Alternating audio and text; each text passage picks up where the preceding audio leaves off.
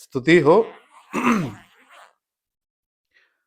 आ, सबको जय मसीह की। वो ऑनलाइन में भी जो वचन सुनने वाले सबको प्रभु आ, अनुग्रह और शांति दे। प्रकाशित वाक्य में से हमारा जो क्लास चल रहे हैं आप सब लोग जानते हैं। आ, अभी हम जो कलीसियाओं के लिए जो संदेश दिया गया है उसमें से हम मनन कर रहे थे। अभी आ, दो कलीसिया बाकी है। एफेसोस कलीसिया से हमने शुरू किया, अभी दो कलीसिया बाकी है। वो मैं जल्दी वो जो विषय में जाना चाहता हूँ। फिलाडेल्फिया कलीसिया और लौदीकिया कलीसिया के लिए जो दिया गया संदेश के बारे में हम आज मनन करेंगे। प्रकाशित वाक्य अध्याय 3 का 7 से लेकर वो जो बातें हम देखते हैं वो प्रकाशित वाक्य अध्याय 3 का 7 और 8 अभी हम पढ़ेंगे। प्रकाशित वाक्य अध्याय 3 का 7 और 8।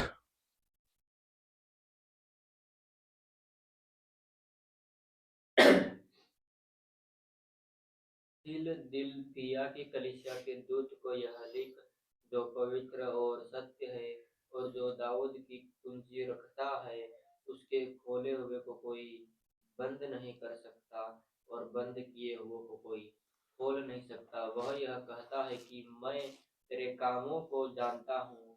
देख, मैंने तेरे सामने एक द्वार खोल रखा है जिसे कोई बंद नहीं कर सकता। तेरी सामर्थ थोड़ी सी तो है, फिर भी तूने मेरे वचन का पालन किया है बस और इतना मेरे ही, नाम का इनकार नहीं किया। ओके, अच्छा। इधर फिलाडेल्फिया कलीसिया के लिए परमेश्वर जो संदेश दे रहे हैं। फिलाडेल्फिया शब्द का मतलब ये है कि अब लोग कई बार ये जो फिलाडेल्फिया जो नाम शायद सुना होगा। कलीसियाओं को भी वो जो नाम रखते हैं कभी कभी। फिलाडेल्फिया जो शब्द का मतलब ये है कि भाईचारे का प्रेम। तो इसलिए वो जो शब्द हमेशा जो इस्तेमाल करते हैं लोग, कई कलीसिया का भी नाम ये रखते हैं। इसका एक और कारण भी है, कलीसिया को ये जो नाम रखने का कारण है। अगर देखो कोई एफेसुस या स्मुरना, तैतिरिया, ऐसा कुछ नाम तो नहीं रखते हैं, है ना। क्योंकि हम क्या है ये बाकी जो कलीसियाओं के बारे में जब हम देखते हैं तो क्या है कि प्रभु ने कलीसिया के ऊपर आरोप भी लगाया है ना। तो ये फिलाडेल्फिया नाम रखने में, फिलाडेल्फिया शब्द का मतलब क्या है? भाईचारे का प्रेम, वो भी है। साथ साथ क्या है, फिलाडेल्फिया कलीसिया के ऊपर प्रभु ने कोई आरोप नहीं लगाया है।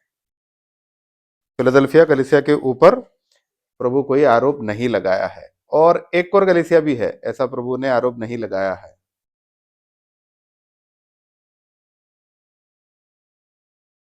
स्मुरना,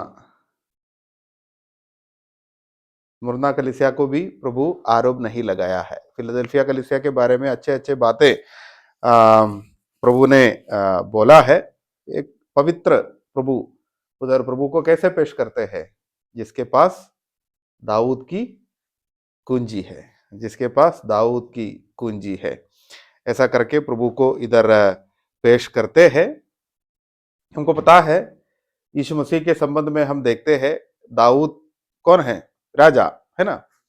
दाऊद का सिंहासन जो है वो प्रभु के लिए है। उस वंशगति में प्रभु यीशु मसीह भी आते हैं, इसलिए कई बार प्रभु यीशु मसीह को दाऊद का पुत्र करके बुलाते हैं। वो सिंहासन प्रभु का है। ये जो शब्द भी उसके अनुसार उसके जो संबंध में आए हैं, क्योंकि दाऊद का जो वंशगति में प्रभु है, दाऊद का सिंहासन में प्रभु यीशु मसीह बैठने वाले भी है, क्योंकि प्रभु यीशु मसीह का सहस्राब्दी राज्य आने वाला है। हम अंग्रेजी में मिलेनियल किंगडम बोलते हैं। सहस्राब्दी राज्य मतलब 1000 साल प्रभु यीशु मसीह का दूसरा आगमन।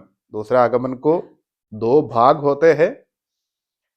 दो भाग होते हैं और दूसरा भाग में प्रभु यीशु मसीह को खाली दो ही आगमन है। एक तो आ गया और हमारा उद्धार का कार्य निपटा के प्रभु यीशु मसीह स्वर्ग चला गया, अभी वापस आने वाले हैं। जब वापस आएंगे तब इसका दो भाग है।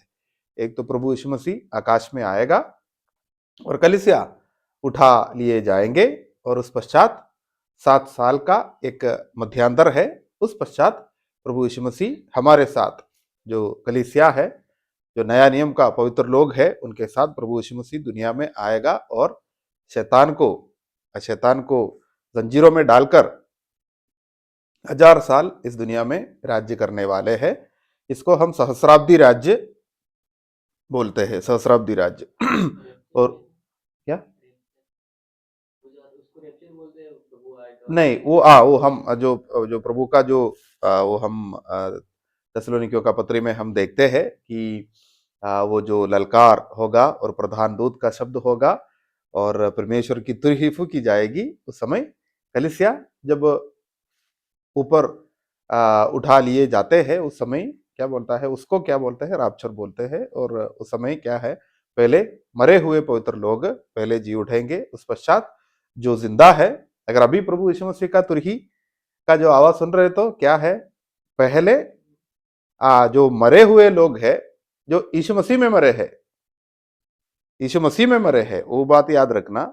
जो यीशु मसीह में मरना है तो यीशु मसीह में पैदा होना है, यीशु मसीह में पैदा होना है, यीशु मसीह में जीना है। वो लोग यीशु मसीह में मरेंगे, और यीशु मसीह में जो लोग मरते हैं वो लोग पहले जी उठेंगे। उस पश्चात वो सब क्या बोलता है, पलक पलक चपकते ही क्या बोलता है, ये जो हमारा रूपांतर भी होगा और हम उठा लिए जाएंगे। ओके, वो तो हम आगे देखेंगे, तो इसलिए मैं इसके बारे में ज्यादा बोलना नहीं चाहता हूँ।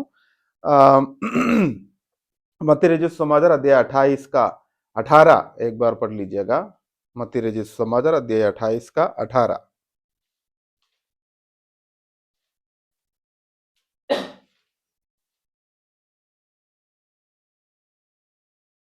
यीशु ने उनके पास आकर कहा, स्वर्ग और पृथ्वी का सारा अधिकार मुझे दिया गया है। हाँ, सारा अधिकार मुझे दिया गया है ना। तो दाऊद की कुंजी करके बोलते हैं, स्वर्ग का और पृथ्वी का सारा अधिकार प्रभु यीशु मसीह के हाथ में है। कुंजी क्या बोलता है, अधिकार का एक चिन्ह है ना। जो खरका और क्या बोलता है, जो पुराने जमाने में ऐसा था, तो खरका मालिक के हाथ में क्या बोलता है, हमेशा एक कुंजी रहते हैं। कुंजी में खरका भी चाबी होते हैं, और क्या बोलता है, जो धन संपत्ति जो रखते हैं उसका भी चाबी होते हैं। जिसके पास अधिकार है उसके पास हमेशा वो चाबी रहते हैं। एक कुंजी जो है एक अधिकार का चिन्ह है, याद रखिएगा।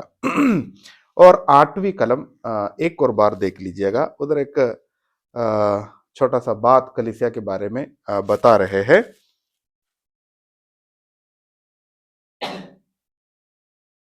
मैं तेरे कामों को जानता हूँ, देख मैंने तेरे सामने एक द्वार खोल रखा, उसके अंत में जिसे कोई बंद नहीं कर सकता। तेरी सामर्थ्य थोड़ी सी तो है। तेरी सामर्थ्य थोड़ी सी थोड़ी सी तो है, ज्यादा नहीं, थोड़ी सी तो है, फिर भी तूने मेरे वचन का पालन किया तूने मेरा वचन का पालन किया और मेरे नाम का इनकार नहीं किया। नाम का इनकार नहीं किया। तो उनका जो शक्ति के बारे में क्या बता रहे, सामर्थ्य के बारे में ज्यादा नहीं है ना। तो प्रभु आरोप नहीं लगाते हैं, पर फिर भी क्या बोलता है, पूर्ण रीति से उनका तारीफ नहीं कर रहे है ना। तो बहुत ताकतवर है करके तो नहीं बोलते हैं, थोड़ा थोड़ा ताकत तो है, फिर भी क्या बोलता है, प्रभु का वचन को नहीं छोड़ा है, और क्या है, और उनका नाम को इनकार नहीं किया है। वो बात, द्वार खोल रखा। ये जो क्या बोलता है, वो भी प्रभु का अधिकार है। वो प्रभु खोला तो कोई बंद नहीं कर सकता।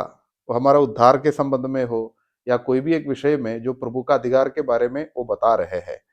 क्या है, प्रभु खोला है तो क्या बोलता है, कोई बंद नहीं कर सकता, ऐसा है। तो हमारा उद्धार कभी नष्ट नहीं होने वाला है, ये बात हमने पहले सीखा है। जो प्रभु हमारे लिए, कलीसिया के लिए जो बातें बता रहे हैं, वो अंतिम है, उसमें कोई अदल बदल नहीं होता।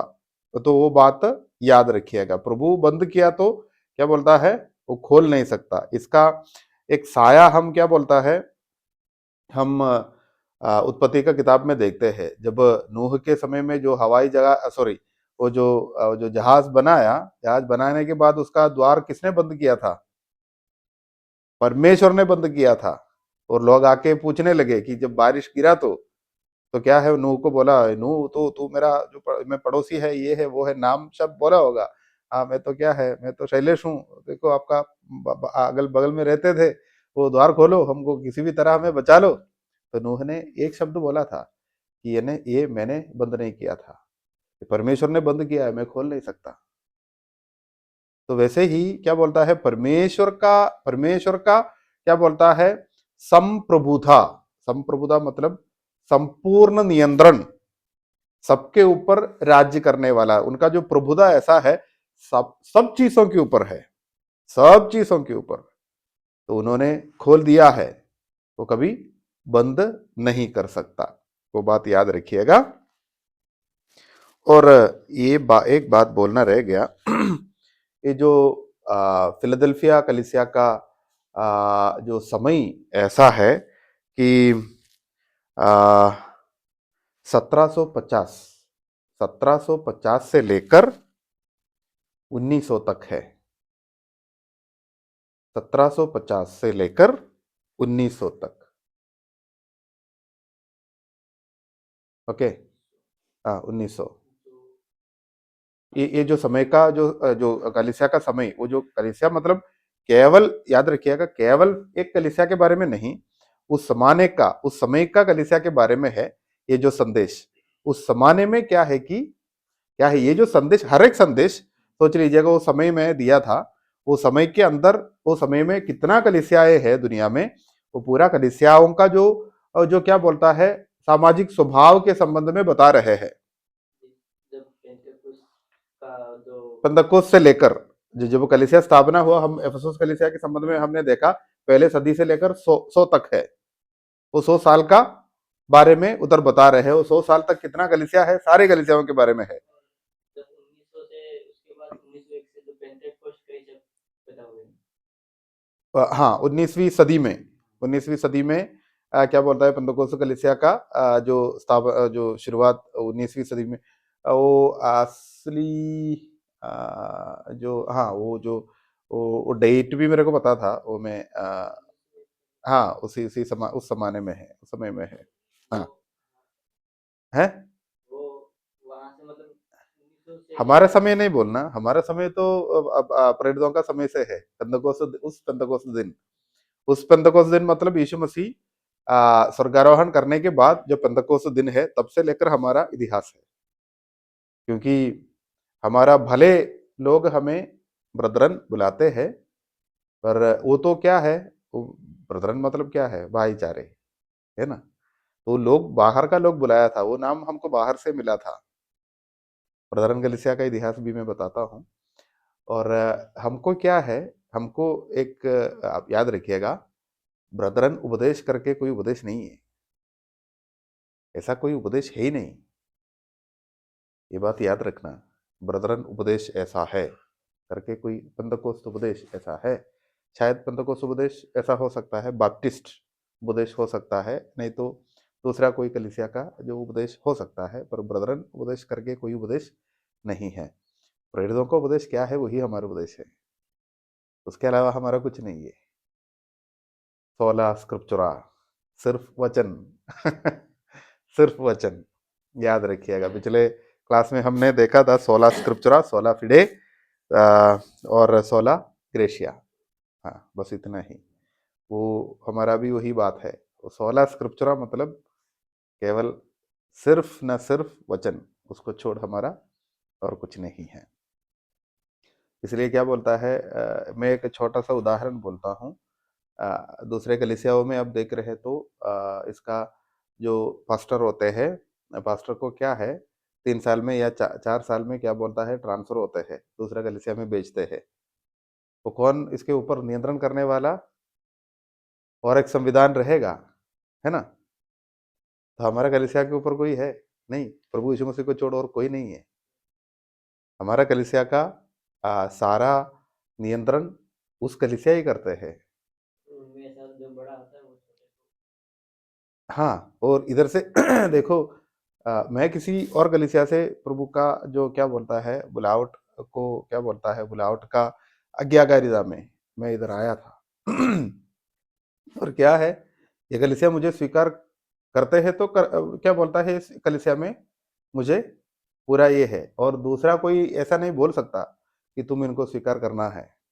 हमारा कलीसिया का सारा अधिकार हमारे ऊपर ही है, और इसके ऊपर प्रभु और कोई नहीं है। तो पेंतुकोस्त कलीसियाओं में ऐसा नहीं है। इसको एक ऊपर एक सिस्टम है, बड़े पास्टर लोग हैं, वो लोग फैसला लेगा 3 साल इधर और किसी को भेजेगा, तू उधर से जा, तू दूसरा पास्टर को भेजूंगा, ऐसा नहीं तो पास्टर बोलेगा मेरे को ट्रांसफर चाहिए, मैं दूसरा कलीसिया में जाऊंगा, ऐसा करके क्या बोलता है उनको नियंत्रण होते हैं ऊपर से। और नियंत्रण भी होते हैं, पकार भी होते हैं। पकार कौन देते हैं? तो सब ऐसा है, एक सिस्टम है इनको। तो वो प्रेरितों का जो कुरिन्थ कलीसिया का ऐसा कोई था नहीं, एफेसुस कलीसिया में या रोम में जो कलीसिया है, गलातियों का कलीसिया है, थेसलोनिकियों का कलीसिया है, नहीं, सारा कलीसिया आजाद होना चाहिए, पर इधर वो आज़ादी नहीं है। तो इसलिए मैं हम बस इसलिए बोल रहा हूँ कि कलीसिया जो है प्रभु का है, और ये जो उपदेश जो है वो प्रेरितों के द्वारा हमको जो मिला है वही उपदेश है। उसके अलावा कोई सिस्टम हम नहीं बना सकता। छोटे मोटे बातों में हमारे कलीसिया के संबंध में हम कुछ ऐसा क्या बोलता है, कितने बजे को आराधना शुरू करना है, कितने बजे को खत्म होना है, ये सब बातें हम तो फैसला लेगा, वो तो अलग बात है। पर क्या है, ये जो भौतिक विषय के संबंध में हमको क्या बोलता है, हाँ वो जो छुट्टी का दिन आ रहे हैं, हम मीटिंग रखना है, इधर रखना है या उधर रखना है, नहीं तो हमारा सेवकाई का दिन बुधवार को रखना है या शुक्रवार को रखना है, वो सब हमारा फैसला है, वो बात अलग है। पर क्या है, उपदेश जो है प्रेरितों का उपदेश है, उसके अलावा एक ब्रदरन उपदेश करके कोई उपदेश नहीं है, वो बात याद रखना। ओके। हम आगे जाएंगे। इधर प्रभु यीशु मसीह एक तारीफ कर रहे हैं, फिर भी याद रखिएगा वो तारीफ पूर्ण रूप से नहीं है, भले आरोप नहीं लगाते हैं फिर भी वो तारीफ पूर्ण रूप से नहीं है। तो ताकत तो बहुत कम है, पर फिर भी तूने क्या किया, ऐसे हम बोलते हैं ना, ऐसे हम भी बोलते हैं, तो ना जो नहीं है, पर फिर भी तूने जो किया अच्छा किया है ना, ऐसे प्रभु उनको भी तारीफ करते हैं। और इनका जो गवाही बहुत बढ़िया था, इसलिए क्या है, जो शैतान का जो लोग आते हैं तब भी वो लोग भी क्या बोलता है, तेरे बारे में तारीफ करेंगे करके प्रभु आगे बोलते हैं। और शैतान के संबंध में जो संकेत हम 4 कलीसियाओं में देखते हैं, 7 कलीसिया है, इसमें से 4 कलीसियाओं में ये शैतान का नाम प्रभु लिया है। 2 का 9 देख लीजिएगा, प्रेरितों का काम अध्याय 2 का 9। फिर हाँ, सॉरी, प्रकाशित वाक्य अध्याय 2 का मैं 9। तेरे क्लेश और दरिद्रता को जानता हूँ, परंतु तू धनी है, और जो लोग अपने आप को यहूदी कहते हैं और है नहीं, पर शैतान की सभा है। हाँ, शैतान की सभा, उधर जो स्मुरना की कलीसिया है, वो कलीसिया के बारे में बता रहे हैं। अभी 13वीं कलम देख लीजिएगा, पिरगमुन कलीसिया के बारे में जो बताया है। मैं यह जानता हूँ कि तू वहाँ रहता है जहाँ शैतान का सिंहासन है। सिंहासन है। अभी 24वीं कलम देख लीजिएगा, पर थुआतिरा तुम कलीसिया के संबंध में थुआतीरा के बाकी लोगों से जितने इस शिक्षा को नहीं मानते और उन बातों को जिन्हें शैतान की गहरी बातें कहते हैं कहते हैं। नहीं जानते, हाँ, यह कहता हूँ कि मैं तुम पर और बोझ है। अभी 3 का 9 देख लीजिएगा, अभी ये फिलाडेल्फिया कलीसिया के बारे देख में हम मैं देखते हैं। शैतान के उन सभा वालों को तेरे वश में कर दूंगा, हाँ, जो यहूदी बन बैठे हैं हाँ, पर है नहीं, है ही नहीं। वरन झूठ बोलते हैं। देख मैं ऐसा करूंगा कि वे आकर तेरे पैरों पर गिरेंगे और यह जान लेंगे कि मैंने तुझसे प्रेम रखा है। हाँ, वो शैतान के लोग भी, शैतान की सभा वाले भी बोलेंगे, अच्छा अच्छा तारीफ करेंगे ये कलीसिया का। तो उस जमाने का एक स्वभाव वही था कलीसियाओं का, क्योंकि भले ताकत थोड़ा कम है, फिर भी क्या बोलता है प्रभु यीशु मसीह का वचन को छोड़ा नहीं है, छोड़ा नहीं, यीशु मसीह का नाम को इनकार भी नहीं किया है। अभी ये जो कलीसिया के लिए जो वायदा जो दिया है, वो वायदा के बारे में हम थोड़ा देखेंगे। जल्दी समाप्त करूंगा। तीसरा जो तीसरा अध्याय का 10वीं कलम भी देख लीजिएगा। 10वीं कलम। तूने मेरे धीरज के वचन को थामा है, हम्म। इसलिए मैं भी तुझे परीक्षा के उस समय बचा रखूंगा हम्म। जो पृथ्वी पर रहने वालों के हम्म। परखने के लिए सारे संसार पर आने वाला है। हाँ, तो सारे संसार पर एक परीक्षा का समय आने वाला है। उस समय मैं तुझे संभाल के रखूंगा करके प्रभु यीशु मसीह कहते हैं। तो ये जो परीक्षा के संबंध में सारे कलीसियाओं के संबंध में है, याद रखिएगा एक परीक्षा का समय आने वाला है, बहुत बड़ा समय आने वाला है। तो वो समय में मैं तुझे संभाल के रखूंगा करके प्रभु जो बोला है, ये बात याद रखना। एक गहरा उपदेश है, बहुत बहस उस उपदेश के ऊपर हुआ है। तो इसलिए ये बात याद रखना कि ये जो बात जो प्रभु ने बोला है वो एक संकेत है कि एक एक क्लेश का समय, एक क्लेश का समय आने वाले हैं। इसको हम याकूब का क्लेश करके परमेश्वर का वचन में कई बार देखा है। ये क्लेश का समय कब होगा पता है? ये क्लेश का समय हमारा प्रभु यीशु मसीह का दूसरा आगमन का पहला भाग के बाद एक 7 साल का मध्यांतर है। इस समय में एक बड़ा क्लेश, हाँ, एक बड़ा क्लेश आने वाला है। तो वो क्लेश के समय में हम कहाँ हैं? हाँ, उस समय वो 7 साल हम कहाँ हैं? हम स्वर्ग में हैं, हम प्रभु के साथ है, हम प्रभु के साथ है उस समय। इसलिए प्रभु बोलते हैं कि उस समय मैं तुम्हें संभालता हूं। उस समय वो क्लेश आने वाला है। वो क्लेश से पहले कुछ लोग ऐसे सोचते हैं कि ये क्लेश के समय में कलीसिया इधर है करके कुछ लोग सोचते हैं, वो महान क्लेश हमको भी है करके कुछ लोग मानते हैं, पर ऐसा नहीं है। क्लेश से पहले प्रभु का कलीसिया उठा लिए जाएंगे, तो हम उस समय उधर रहेगा। पर उस समय दुनिया में एक महान क्लेश रहेगा। उधर क्या है उस समय? ये जो प्रभु यीशु मसीह का विरोधी विरोधी पूरा दुनिया के ऊपर प्रबल होगा, राज्य करेगा 3.5 साल। 3.5 साल मतलब ये जो 7 साल का आधा सब अच्छा रहेगा, सब अच्छा रहेगा, तो लोग उसको बहुत तारीफ करेगा। पर ये 3.5 साल के बाद बहुत बड़ा क्लेश उनके द्वारा होने वाला है, होने वाला है, बहुत बड़ा पीढ़ा होने वाला है, और ज्यादातर इसराइल के ऊपर होगा। तो उस समय क्या बोलता है? कलीसिया कहाँ है? स्वर्ग में है, जो महान क्लेश के समय में। अभी जो क्लेश जो हो रहा है, जो सताव कलीसिया के ऊपर हो रहा है, कुछ नहीं है, कुछ नहीं। वो क्लेश जो आने वाला है वो क्या है? कोई इंसान सह नहीं पाएगा। पर उस समय हम कहाँ हैं? प्रभु के साथ। इसलिए प्रभु कहते हैं कि उस समय मैं तुझे संभालूंगा। तो ये जो विषय के बारे में हम आगे देखेंगे, बहुत बढ़िया विषय है, तो इसलिए हम आगे देखेंगे। अभी हमको जल्दी आगे जाना है। और फिर प्रभु कहते हैं कि जो जीतेगा उनको क्या मिलेगा? उनको परमेश्वर का मंदिर में क्या बोलता है? खंबा बनाएगा करके बोला है। और फिर क्या है? परमेश्वर का नाम भी, हाँ, परमेश्वर का नाम भी मिलेगा। वो परमेश्वर का नाम क्या है? जो यीशु मसीह के बारे में भी बताया है।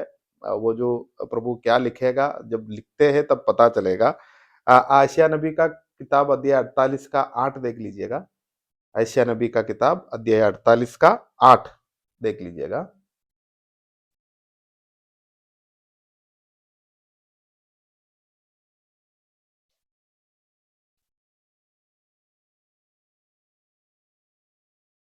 हाँ, निश्चय तूने उन्हें न तो सुना था, न तो सुना, न जाना, न इससे पहले तेरे कान ही खुले थे, क्योंकि मैं जानता था कि तू निश्चय विश्वासघात करेगा और गर्भ ही से तेरा नाम अपराधी पड़ा है।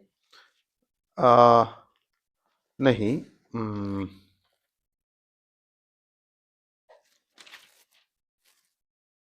सॉरी, यशायाह नबी का किताब अध्याय 42, क्षमा कीजिएगा, 42 का 8। मैं यहोवा हूँ, मेरा नाम यही है, हाँ, अपनी महिमा में दूसरे को हाँ, मैं यहोवा हूं, मेरा नाम यही है। यही है। तो परमेश्वर का नाम क्या है? यहोवा। यहोवा नाम क्या है? वो पिता परमेश्वर को बोलते हैं, और साथ साथ पवित्र आत्मा को भी वो नाम से जो बता रहे हैं।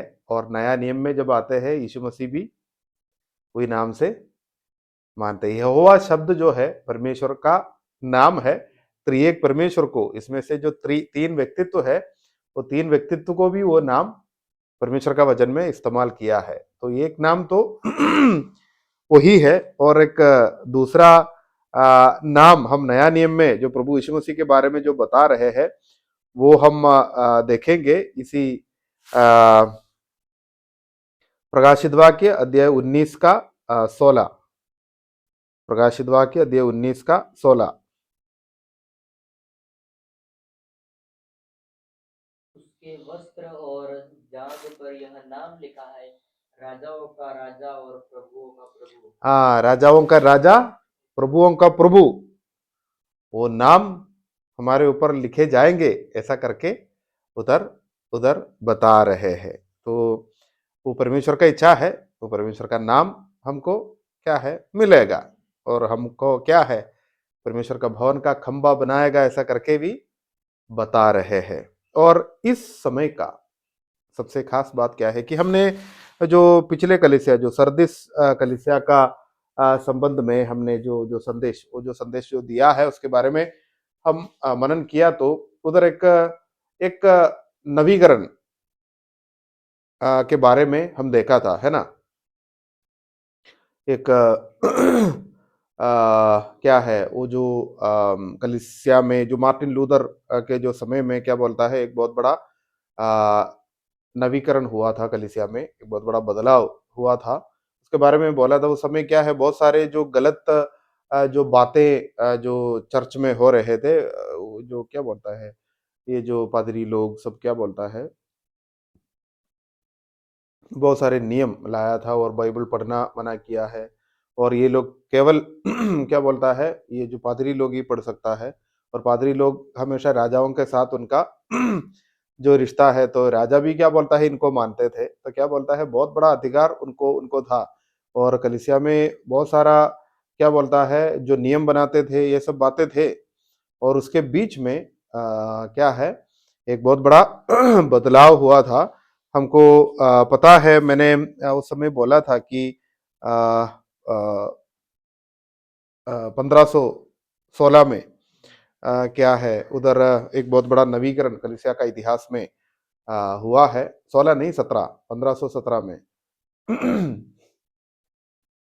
और उस पश्चात ये जो नवीकरण जो है, आगे लेके जाने में ये लोग असफल हो गया था। ये लोग असफल हो गया था, बहुत बड़ा नामधराई का कारण भी बन गया। पर उस पश्चात जब ये फिलाडेल्फिया कलीसिया का समय आया, क्या है, सब पहले जैसा हो गया है ना। पूर्ण नहीं, सरदिस, सरदिस के समय में क्या बोलता है, बहुत पीछे गया था, बहुत पीछे गया। और उसके बीच में एक नवीकरण का अनुभव हुआ, और ये नवीकरण को आगे लाने में, आगे लेके जाने में ये लोग असफल हो गया। और उस पश्चात जब फिलाडेल्फिया कलीसिया का समय आया, मतलब 1750 से लेकर 1750 से लेकर क्या बोलता है, बहुत बड़ा बदलाव आया। और कलीसिया के ऊपर परमेश्वर का तारीफ, याद रखिएगा, ये कब दे रहा था, यूहन्ना जब पतमोस में था तब दे रहा था। उस समय क्या है, ये भविष्यवाणी है, ऐसा ही हुआ है ना। ऐसा ही हुआ है कलीसिया का इतिहास में। जो संदेश प्रकाशित वाक्य में कलीसियाओं के लिए दिया गया था, वैसा ही हुआ कलीसिया का इतिहास में। इसलिए ये जो समय को ऐसे अलग अलग करके हम समझते हैं कि ये जो नवीकरण का जो सुरदिस कलीसिया का समय में क्या क्या हुआ है, जैसे वो जो आरोप लगाते हैं वैसे ही हुआ था। पूरा इतिहास मिल जाएगा गूगल पे। हाँ, मिल जाएगा, वो सब मिल जाएगा। तो ऐसा ही ये जो मार्टिन लूथर का जो रिनाइसेंस बोलते हैं अंग्रेजी में, वो नवीकरण, वो नया क्या बोलता है, समझ में आया ना? हाँ, हाँ, एक परिवर्तन, एक बहुत बड़ा परिवर्तन उस समय हुआ था। ओके, और उस पश्चात फिलाडेल्फिया कलीसिया के समय आया तो क्या बोलता है, वो कलीसिया पहले से आगे आ गया। तो इसलिए क्या बोलता है उधर, परमेश्वर क्या है, कलीसिया के लिए ऐसा संदेश देते हैं, मतलब जो कोई आरोप नहीं लगाते हैं। अभी एक कलीसिया बाकी है, तो कौन सा है? लवोदिकिया कलीसिया। लवोदिकिया कलीसिया का समय कब होगा? 1900 से लेकर वो जो चल रहा है, ये कलीसिया का समय प्रभु यीशु मसीह का दूसरा आगमन में खत्म हो जाएगा। प्रभु यीशु मसीह का दूसरा आगमन में एक कलीसिया का समय खत्म हो जाएगा। 1900 से वो चल रहा है, चल रहा है। और सबसे दुख का बात यह है कि बहुत सारे आरोप ये कलीसिया के ऊपर प्रभु ने लगाया है। प्रभु कहाँ है? कलीसिया के बाहर। इस समय प्रभु कलीसिया के बाहर है। कहते हैं कि क्या है वो, न तो ठंडा है न गर्म। मैं ज्यादा डिटेल में नहीं जा रहा हूं, बस एक दो शब्द बोल के मैं इधर खत्म कर रहा हूं। अभी थोड़ा समय आगे गया ना। तो ना तो ठंडा है ना गर्म। अगर तू क्या है, तो अपने जो पहला जो काम जो है वो नहीं किया तो क्या होगा? प्रभु उगलने पर है करके लिखा है। मुंह से उगलने पर है, थूकने के इच्छा में रख जो है प्रभु, याद रखिएगा। तो ऐसा समय में हम जी रहे हैं, पर हमारा कुछ क्या है, कुछ प्रतीक्षा है, कुछ क्या बोलता है हमको, कुछ आशा का, कुछ बातें प्रभु इसमें बोल रहे हैं। इस समय का सबसे बड़ा जो समस्या क्या है कि जरूरत नहीं है, सब शांति से चल रहा है ना? कोई जरूरत नहीं है हमको। तो कहते हैं मैं धनवान हूं, मुझे किसी भी चीज का घटी नहीं, है ना? ऐसा है, ऐसा है। तो इसी हाल में कलीसिया आ चुके हैं। पर एक छोटा सा आशा का एक बात है, वो भी बोल के मैं खत्म कर रहा हूं। प्रभु ने क्या बोला कि मैं दरवाजे में खटखटा रहा हूं, अगर कोई मेरा आवाज सुनकर दरवाजा खोले तो क्या है, मैं उनके साथ, वो मेरे साथ खाना खाएंगे। अभी क्या है, कलीसिया ऐसे चलते रहते हैं, पर क्या है, एक व्यक्तिगत रूप में क्या है, रिश्ता कलीसिया के अंदर कुछ लोगों के साथ प्रभु रखे हैं। मतलब एक छोटा सा झुंड प्रभु के लिए प्रभु अलग करके रखा है। एक कलीसिया का सारे विश्वासी लोग स्वर्ग में जाएंगे करके नहीं बोल सकता। ब्रदरन हो, पेंतोकोस्त हो, बाप्टिस्ट हो, कोई भी एक कलीसिया जो उद्धार के बारे में सिखाते हैं, तो कोई भी एक कलीसिया में क्या बोलता है, सब लोग स्वर्ग में रहेगा करके नहीं बोल सकता। जो वो आवाज सुनते हैं उनके साथ प्रभु का रिश्ता है। सब लोग क्या बोलता है, हमारे भाई तो भाईचारे तो है, पर क्या है, ये प्रभु का वायदा जो है व्यक्तिगत रूप में है, तो वो हमारे लिए एक खुशी का बात है। सबको क्या बोलता है, प्रभु ने नहीं छोड़ा है। वाकई हम जानते हैं उद्धार कभी नष्ट नहीं होगा। ओके, तो वो उम्मीद के साथ वो जो छोटा सा झुंड होगा, कुछ लोग, कलीसिया में सबसे बड़ा प्रॉब्लम क्या है पता है? गलत, जो विश्वास करने में आसान है, वो लोग क्या बोलता है, वो क्या है, लोग ज्यादा वही मानते हैं। पर सच्चाई विश्वास करने में थोड़ा दिक्कत होते हैं, वो छोड़ देते हैं। और कुछ लोग, वो जो सच्चाई को, जितना भी दिक्कत हो, वो जो सच्चाई को पकड़ते बैठेंगे। ऐसा लोग क्या बोलता है, मुकुड़ पाएगा ही। तो वो बात हम आगे देखेंगे। प्रभु अनुमति दे रहे तो अगले क्लास में हम बाकी वो जो जो लौदीकिया कलीसिया के संबंध में एक संपूर्ण चित्रण हम उस समय देखेंगे। अभी प्रार्थना करके हम विदा हो जाएंगे।